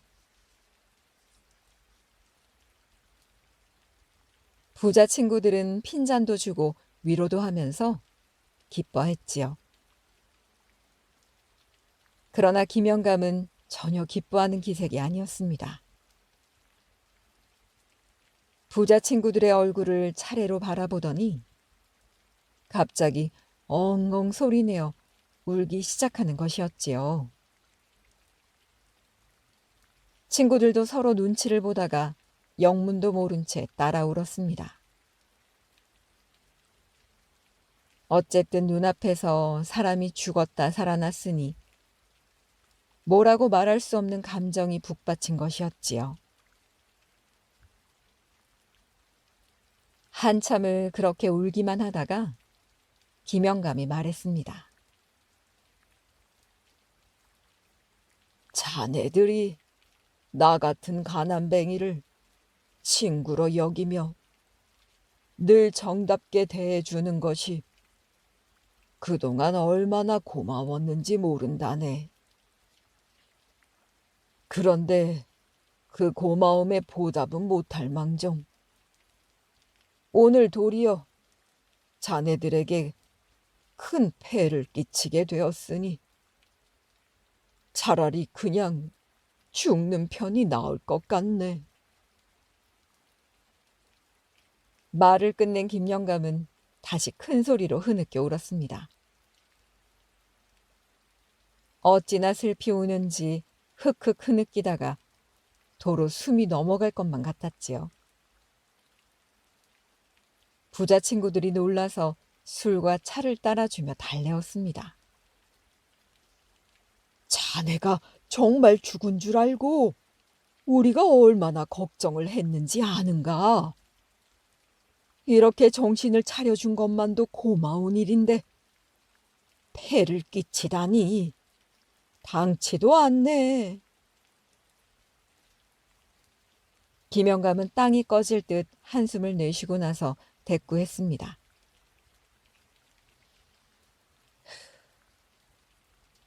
일이 그 정도로 끝난다면 얼마나 좋겠나. 뜻밖의 말에 부자 친구들의 눈이 둥그레졌지요. 아니, 그럼 또 무슨 일이 있단 말인가? 김영감이 부자 친구들의 얼굴을 한번 찬찬히 둘러보고 나서 다시 입을 열었습니다. 글쎄, 그렇다네. 내가 그 사이에 저승을 다녀오지 않았겠나. 여태껏 말로만 듣던 저승이 정말 있더란 말일세. 부자 친구들의 눈이 좀 더 커졌지요. 그게 정말인가? 그럼 아까 자네가 잠시 정신을 잃은 게 아니라 정말로 죽었다 깨어난 것이란 말인가? 그런데 어떻게 도로 살아났는가? 내가 자초지종을 이야기할 테니 들어보게. 내가 아까 숨이 막혀가지고 죽었다네. 그래서 염라국을 가지 않았겠나? 어두컴컴한 곳에 귀신이며 도깨비 같은 것들이 칼과 창을 들고 늘어서 있고 죽은 사람을 끌어오는 쇠갈키며 죄 지은 놈을 벌주는 끓는 가마솥도 보이더라고. 뜰 한편에 발목을 묶는 족쇄며 수갑, 형틀 따위가 있는 것이 의금부나 형조 같기도 하더군. 염라대왕이 대궐 한가운데 높은 자리에 앉아 나를 내려다보며 너는 무슨 죄목으로 잡혀 들어왔는고? 하고 묻기에 내가 우러러보고 저는 아무것도 모릅니다. 하고 아뢰었다네. 그랬더니 옆에 있던 노란 수건을 쓴 야차가 나서서 이렇게 말하더군. 저희들이 다른 심부름으로 잠깐 바깥 세상을 나갔다 들어오는데 이자가 저승문 앞에서 오락가락하고 있었사옵니다. 수상한 놈이라 여기고 잡아왔을 뿐 무슨 죄를 지었는지는 저희들도 모릅니다. 그러자 염라대왕 옆에 서 있던 판관이 하는 말이 요새 인간 세상에는 부자들의 교만함이 날로 심하여 하늘을 찌를 기세인지라 아예 사람이 죽고 사는 일마저 자기들 마음대로 하옵니다. 저 인간은 원래 아직 죽을 때가 안 되었사온데 부자 9사람이 달려들어 억지로 죽게 만든 것이옵니다. 이렇게 말하는 게 아니겠나? 그 말을 들은 염라대왕이 진노하여 분부하기를 본래 인간 세상에 사는 모든 인간과 짐승들의 생명을 거두어 들이는 권한은 나만이 가지고 있는 것이다. 그런데 감히 그 권위에 도전하는 놈들이 있단 말이냐? 괘씸하기 짝이 없도다. 당장 그 9사람을 이곳으로 끌어다가 내가 친히 재판하여 지옥으로 보내 불구덩이 맛을 보여주겠노라. 하는 것이었네. 김영감은 거기서 한 차례 말을 끊고 부자 친구들의 얼굴을 둘러보았습니다. 친구들은 모두들 겁이 잔뜩 나서 숨도 제대로 못 쉴 지경이었지요. 김영감은 따라 놓은 술 한 잔으로 목을 축이고 나서 다시 말을 이었습니다. 그래서 내가 이거 큰일 났구나 생각하고 염라대왕님께 울면서 애걸을 했다네. 저의 친구들은 원래 마음씨 착하고 자비로운 사람들이옵니다. 소인의 딱한 처지를 가엾이 여겨 늘 도와주었지요. 오늘은 장난이 잠깐 지나쳐 제가 숨이 막힌 것이지 그들이 저를 일부러 죽이려던 것은 아니옵니다. 부디 관대한 처분을 내려 주옵소서. 내 말을 들은 염라대왕이 다시 분부를 내리더군. 그 9사람이 평상시에 형편이 어려운 친구들을 도와준 적이 없다면 저 사람이 저런 변명을 해주겠느냐? 아직 잡아들이지 말고 두고 보는 것이 옳겠다. 그러자 판관이 아뢰기를 비록 그들이 형편이 어려운 사람을 도와준 적이 있다 하여도 그것으로 산 사람의 목숨을 빼앗은 죄가 용서될 수는 없사옵니다. 그러나 9사람이 각자 자기들의 재산에서 한 몫씩을 떼어 저 사람에게 나누어 주도록 하시면 약간의 속죄가 될지도 모르겠사옵니다. 하더구먼. 염라대왕이 판관의 말이 옳도다 하고는 곧 야차들에게 명령을 내리지 않겠나? 너희들은 지금부터 저승 문 밖에 나가 그 9사람이 과연 자신들의 재산을 떼어 이 사람에게 나누어 주는지 살펴보아라. 며칠 두고 보아 그대로 시행을 하면 모를까? 그렇지 않다면 즉시 그들을 저승으로 끌고 오너라. 내가 합당한 벌을 내리리라. 염라대왕의 말이 끝나자마자 누군가가 내 등을 떠밀어 공중으로 떨어뜨렸다네.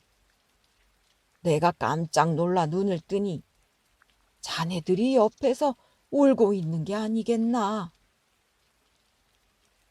내가 겪은 일들이 모두 사실이라면 기이하기 짝이 없는 일이나 자네들 볼 면목이 없구먼. 긴 이야기를 끝낸 김영감은 정말 친구들 볼 낯이 없다는 듯 두 손으로 얼굴을 감싸고 눈물을 줄줄 흘렸습니다. 김영감이 늘어놓은 이야기가 어찌나 실감이 나던지 부자 친구들은 당장이라도 야차들이 자신들을 잡으러 올 것만 같았지요. 머리끝이 쭈뼛하고 등에 식은땀이 흘렀습니다. 그들은 원래가 돈벌이에만 정신이 팔려 올바른 식견을 갖는 일에는 담을 쌓고 살아온 사람들이었지요. 게다가 돈 많고 할 일 없는 안 식구들은 툭하면 용하다는 점쟁이를 찾아다니며 점을 치고 철따라 무당을 불러 돈 많이 벌게 해달라는 죄수굿을 벌였습니다. 자기들도 모르는 사이 미신에 빠져 살고 있었던 것이지요. 한 친구가 부들부들 떨리는 손으로 김영감의 손을 잡고 말했습니다. 면목이 없다니 그게 무슨 말인가? 자네가 우리들을 위해 변명을 해주지 않았다면 우린 벌써 이 세상 사람이 아닐세. 오히려 감사를 해야 마땅하지. 네, 곧 집으로 가서 재산을 떼어 보내겠네. 그제야 정신이 든 듯 모두들 한 목소리로 김영감 집으로 돈을 보내겠다고 약속하고 바쁘게 흩어졌습니다. 그리고 앞다투어 김영감 집으로 돈이 든 포대를 보냈지요. 그렇게 모인 돈이 며칠 사이에 3,000냥이나 되었습니다. 그런데 김영감은 9집 중 한 집에서 보낸 돈만은 받지 않고 돌려보냈지요. 그 집에서는 처음엔 좀 이상하게 여겼지만 곧 자기가 김영감을 묶은 끈이 헐거웠던 모양이라고 생각해 버렸습니다. 그 후 김영감은 다시는 부자 친구들의 모임에 나타나지 않았습니다. 식구들을 거느리고 시골로 내려가 부자 친구들이 준 돈으로 집과 논밭을 샀지요. 그래서 열심히 농사를 짓고 살았습니다. 한편 부자 친구들은 계속해서 이 집 저 집 모여다니며 흥청망청 먹고 놀기를 일삼았지요. 안 식구들은 역시 툭하면 구판을 벌이고 봄이면 화전놀이, 가을이면 단풍놀이를 빼놓지 않았습니다. 세월이 흘러 10년이 지났습니다. 부자 친구들은 그동안에도 계속 낭비만 일삼다 보니 점점 살림이 쪼그라들어 나중에는 입에 풀칠하기도 어려워졌지요. 이 집 저 집 모여서 놀던 일도 없어지고 어쩌다 길에서 마주치기라도 하면 부끄러워 서로 얼굴을 가리고 피해갔습니다. 하지만 시골에서 식구들과 열심히 농사를 짓고 산 김영감은 재산이 몇 배로 불어났습니다. 어느 날 김영감은 많은 돈을 마련해 가지고 서울로 올라갔지요. 그래서 8명의 친구들을 일일이 찾아내서 예전에 받은 돈을 2배씩 쳐서 갚아주었습니다. 그러면 김영감이 돈을 돌려준 한 친구는 어떻게 되었을까요?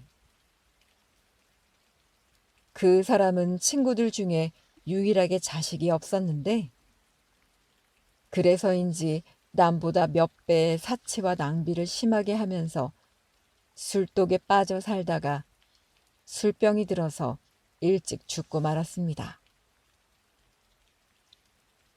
김영감은 아마도 그 사람이 그런 식으로 살다가는 일찍 죽고 말 것이라고 미리 짐작한 모양이었습니다. 게다가 자식이 없으니 나중에 돈을 돌려주려야 돌려줄 수가 없다고 생각했겠지요. 그래서 받은 돈을 미리 돌려준 것이었습니다. 부자 친구들이 얕잡아 보고 놀림감으로 삼던 김영감이야말로 정말 현명한 사람이었지요.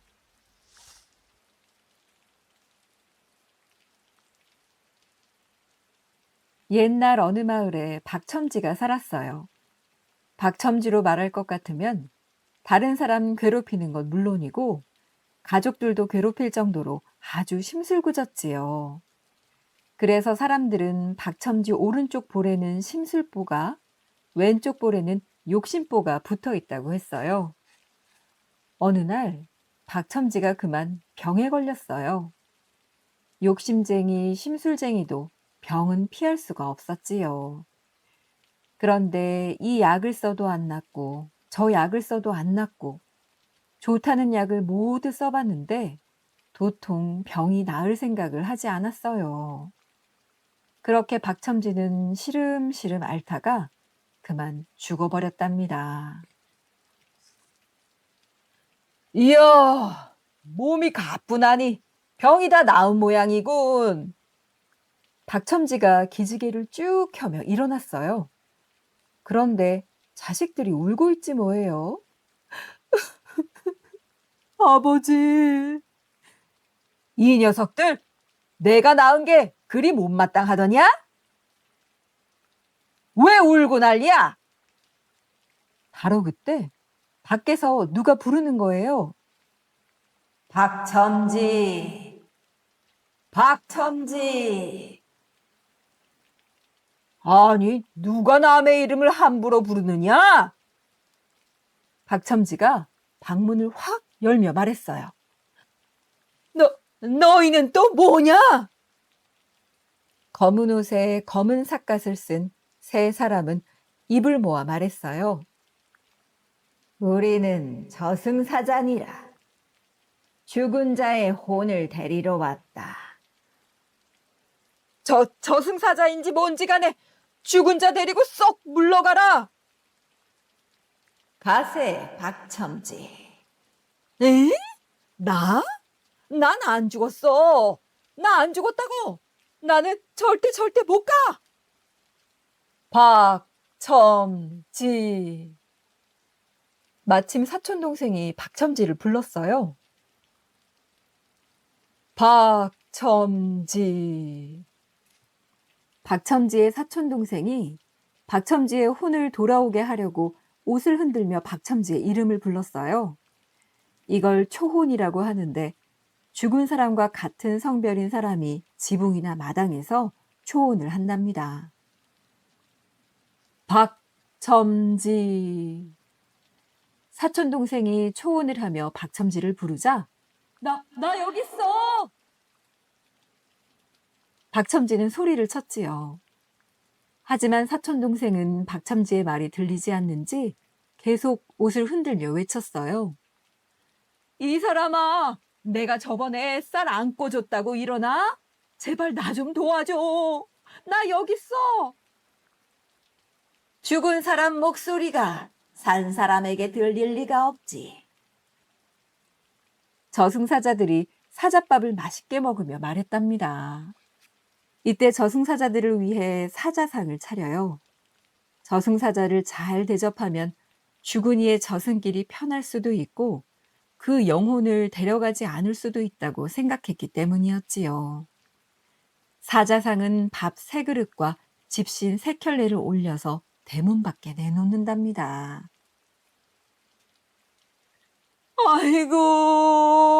아이고, 아버님.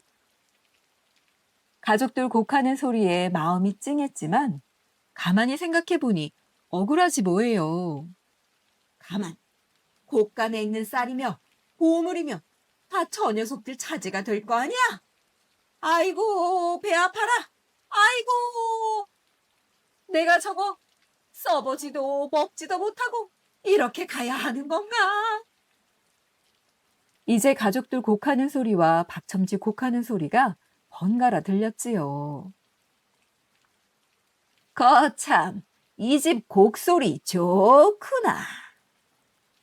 저승사자들은 곡소리를 안주 삼아 술을 마시며 노닥거렸답니다. 초혼이 끝나면 가족들이 머리를 풀고 옷을 상복으로 갈아입어요. 아이고 곡을 하며 사람이 죽은 것을 집 밖에 알리지요.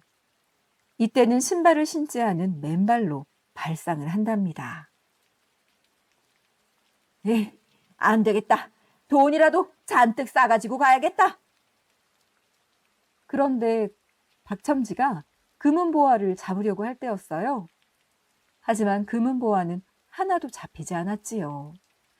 저승사자가 허허 웃으며 말했어요. 벌써 내 아들이 노잣돈을 챙겨줬지 않느냐. 그러고 보니 옷섭에 돈이 들어 있었어요. 저승까지 편하게 가라고 여행길에 필요한 돈을 챙겨주는 노잣돈이 들어 있었지요. 그래? 그럼 쌀이라도 이고 가야겠다. 그런데 쌀가마니도 잡히지 않았어요. 또 저승사자가 허허 웃으며 말했지요. 벌써 내 마누라가 쌀을 챙겨줬지 않느냐. 그러고 보니 양쪽 볼에 쌀알이 한 줌씩 들어있는 거예요. 죽은 사람이 저승길 가는 동안 먹을 식량을 반함이라고 하는데 물에 불린 쌀을 버드나무 숟가락으로 3번 떠서 죽은 이의 입에 넣어준답니다. 어느새 밤이 되었어요. 이제 한번 가볼까? 저승사자 하나가 큰 소리로 말하자 한바탕 흥겨운 놀이판이 벌어졌지요. 꾀꽹꽹꽹꽹 덩도덕 쿵덕. 아니, 내가 죽은 게 그리 좋더냐? 그런데 이상한 일이지요. 몸이 덩실덩실 절로 춤을 추지 뭐예요. 박첨지는 춤을 추면 출수록 마음이 더 편안해졌답니다. 다음 날 아침 상여가 준비됐어요. 이게 내 상여란 말이지. 알록달록 꾸민 것이 제법 공을 들인 티가 났지요. 박첨지는 상여 앞에 있는 작은 가마에 탔어요. 꾀꽹꽹꽹 덩더덕 쿵덕. 모두 덩실덩실 춤을 추며 허이허이 앞으로 나갔어요. 멈추어라! 아니 이게 누군가요? 하인 삼돌이가 귀신이 되어 나타났어요. 삼돌이는 박첨진의 하인이었는데 병이 들자 박첨지가 쫓아냈거든요. 박첨지, 나 너 때문에 거리를 떠돌다가 억울하게 죽었다. 미안하네. 내가 잘못했으니 용서해 주게나.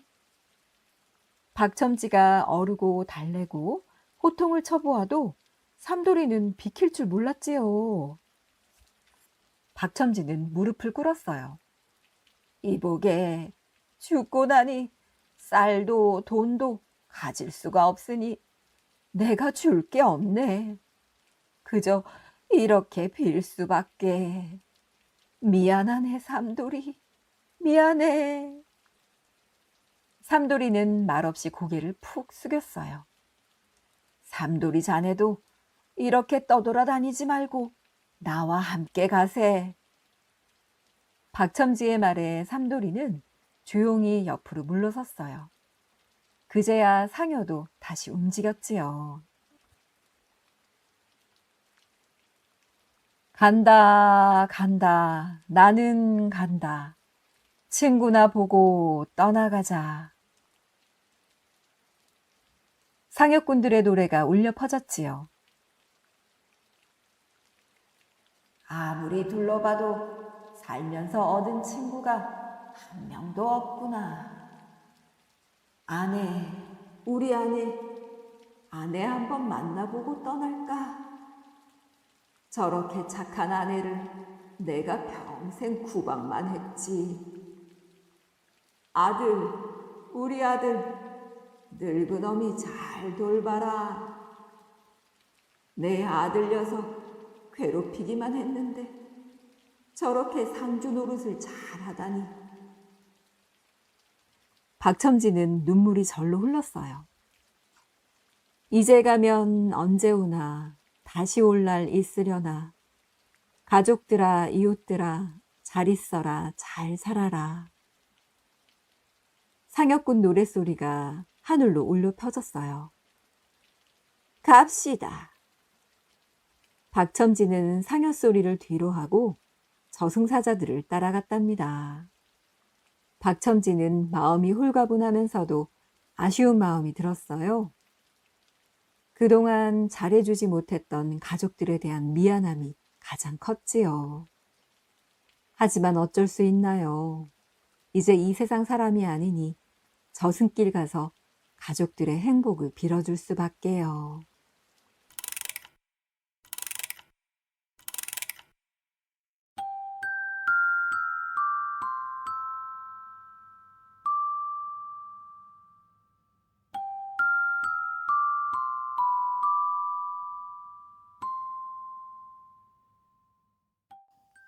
이야기를 하는 내내 그런 생각이 들었습니다.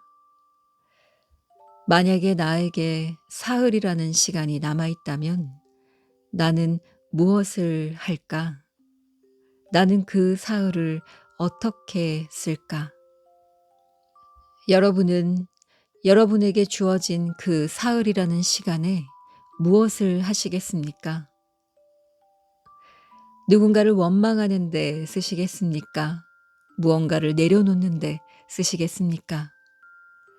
아니면 하지 못했던 말 한마디를 전하는 데 쓰시겠습니까? 오늘 잠들기 전 이 질문에 대해서 곰곰이 한번 생각해 보시면 좋겠습니다. 나에게 주어진 오늘의 삶을 더 가치 있게 살아낼 수 있는 깊은 질문이 아닐까 하는 생각이 듭니다. 오늘도 편안한 밤, 좋은 꿈 꾸세요.